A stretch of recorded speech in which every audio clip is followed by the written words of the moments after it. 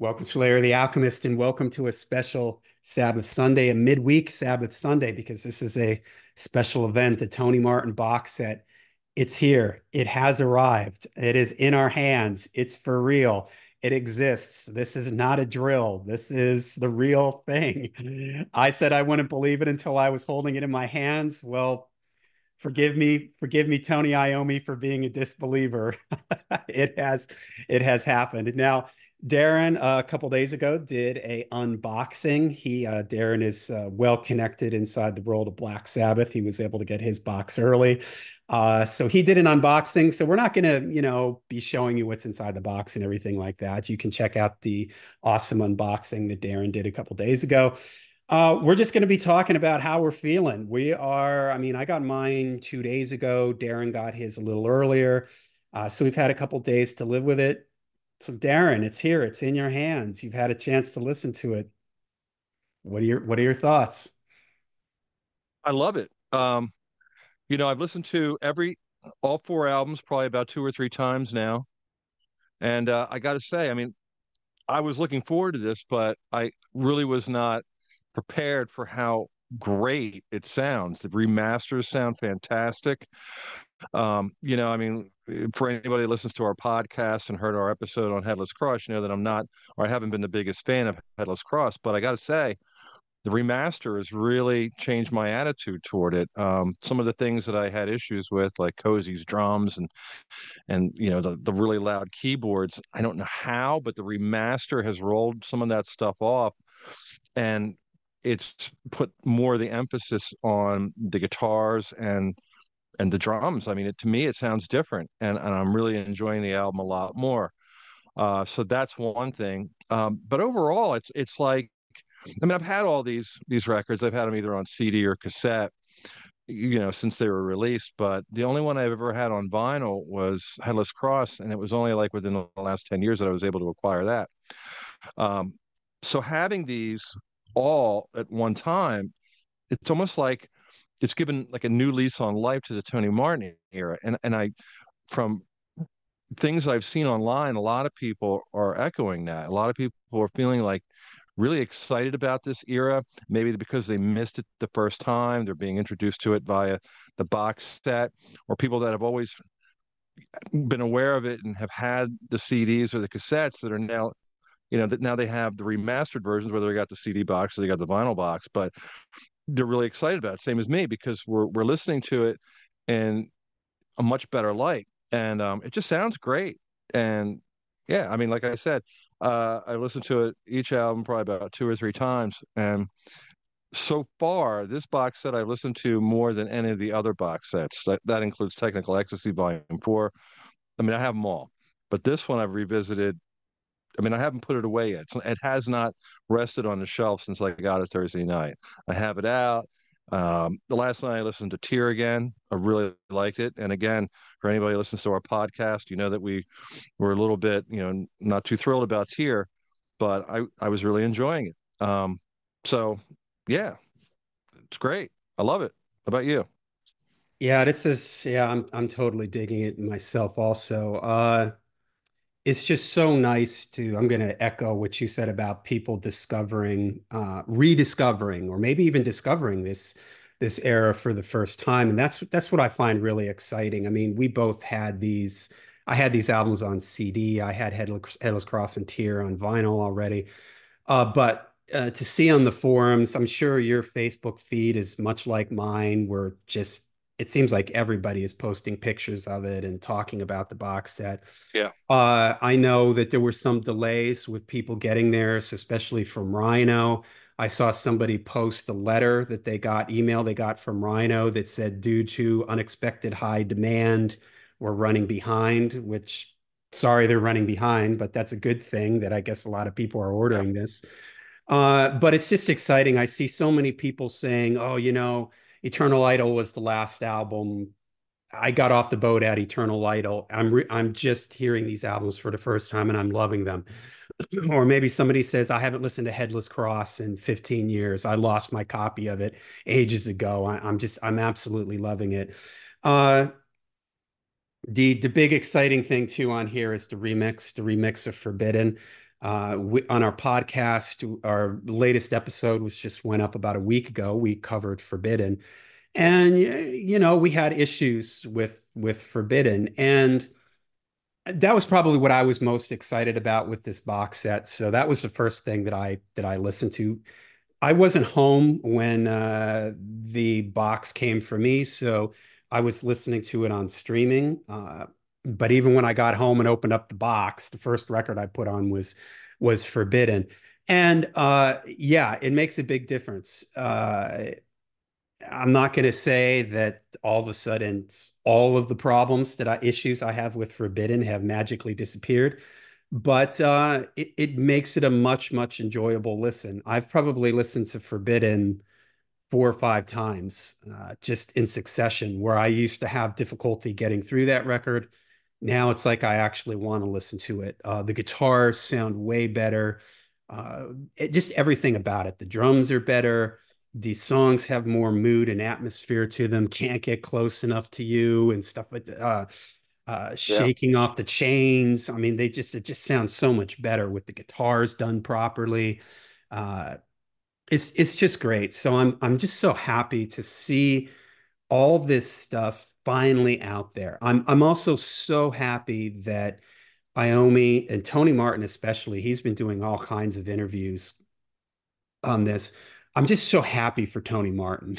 You know, we talked about Yeah. this in our podcast, the Forbidden podcast. He just seems like such a good guy, and I'm so happy that he's getting his moment, and that people are rediscovering this, that he's just having his moment.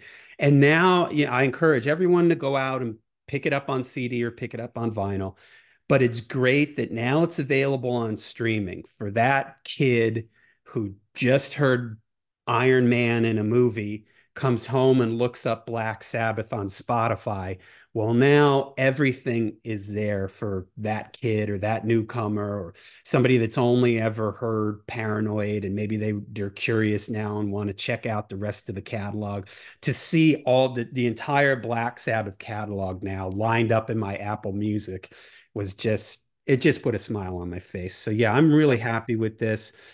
We did a Sabbath Sunday not too long ago where we addressed some of the things about what we were hoping that maybe there would be more bonus tracks and stuff like that, but that's not for today. You can go back and watch that old episode. I'm just so glad that this is here. It does look like they took care with it.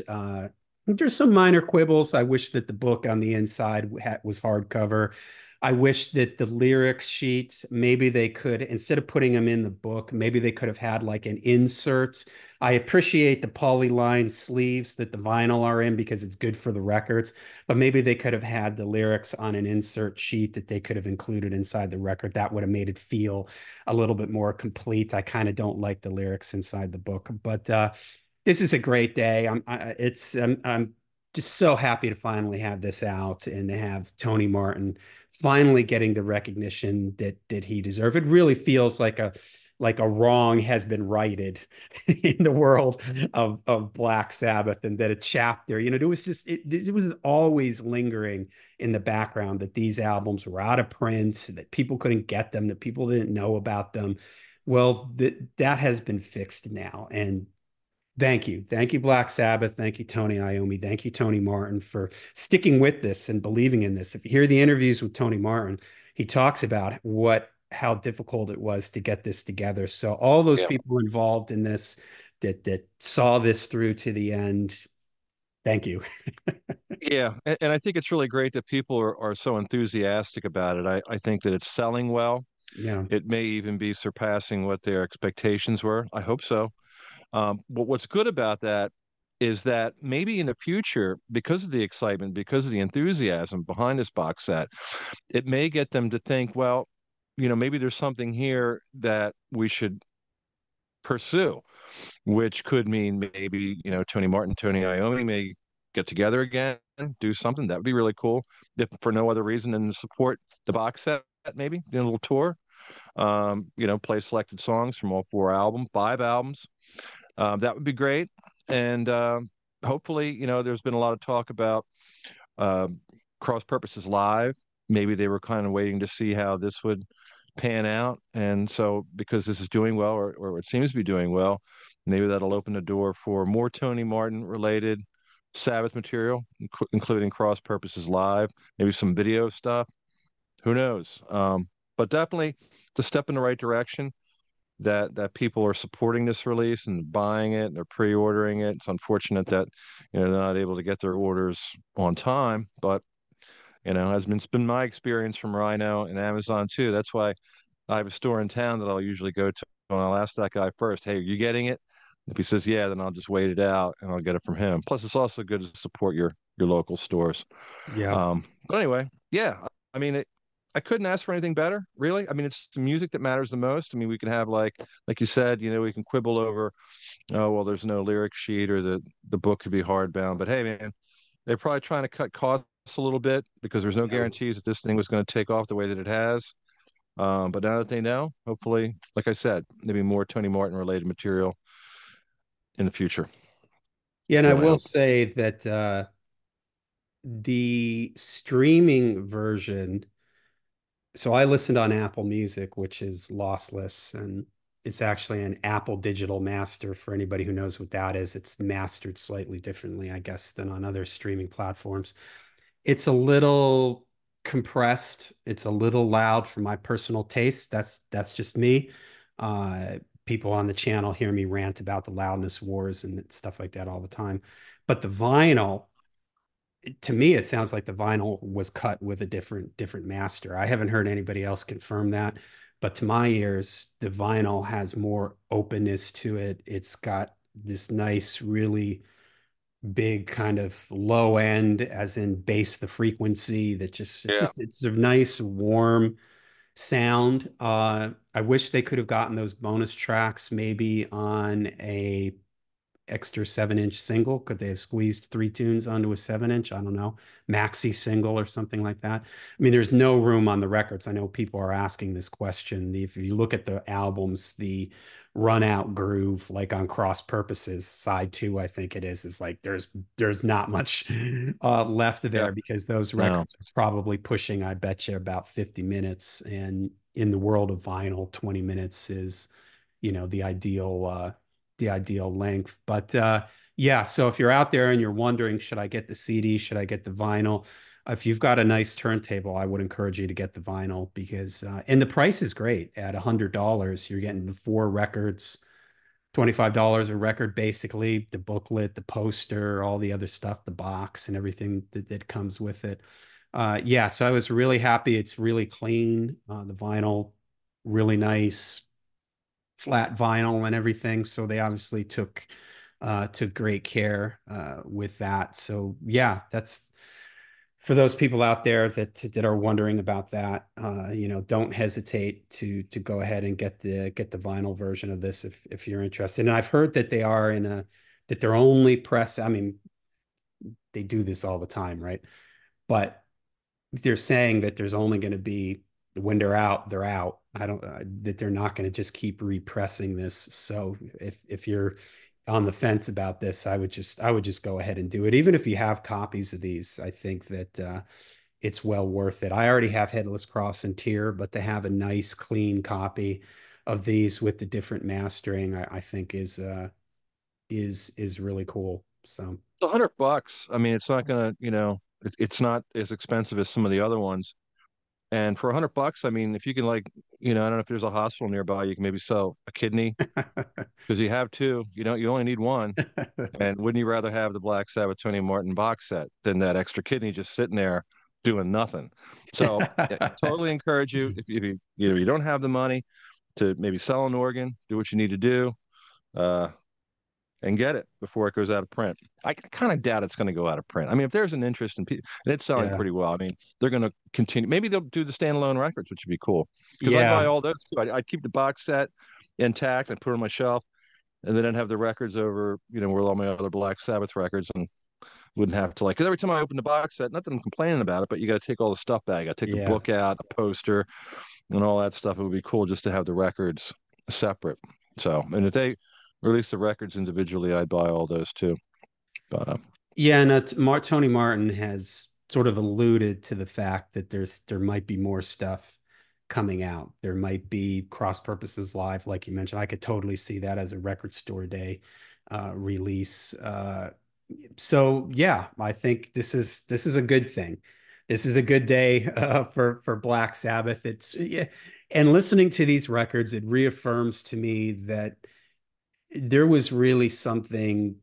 They had something going on here during this era. Was it like the Ozzy era? No. Was it like the Dio era? No. But they did have their own thing going on. And now I'm glad that Forbidden always felt like it sat on the outside for me. Now I can hear Forbidden.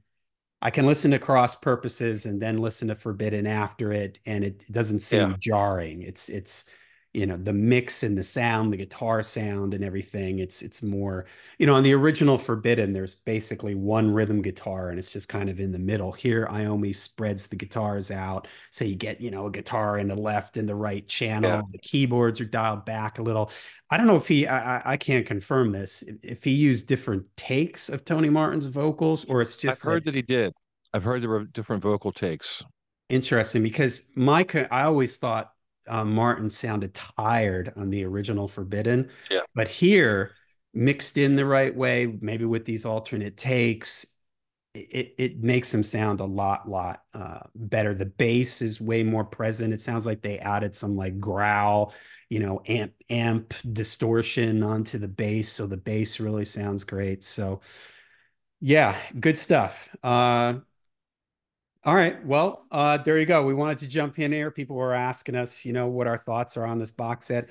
I think it's safe to say that we love it. It's here. If you haven't gotten it yet, definitely go out and do that. We can't recommend this enough. So check out our older videos talking about the box set. Check out our latest podcast where we talk about Forbidden.